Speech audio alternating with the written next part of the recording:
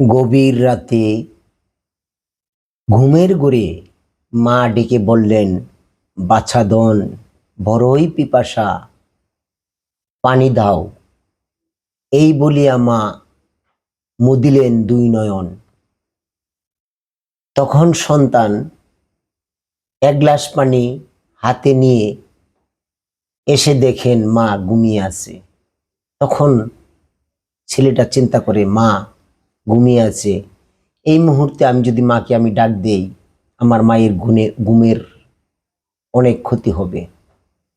তাই বলে গ্লাস নিয়ে সারা রাত দাঁড়িয়ে রইলেন। সকালবেলা যখন ঘুম ভাঙল, তখন মা দেখলেন শিওরের কাছে সন্তান দাঁড়িয়ে আছে এক গ্লাস পানি হাতে নিয়ে। বলুন তো,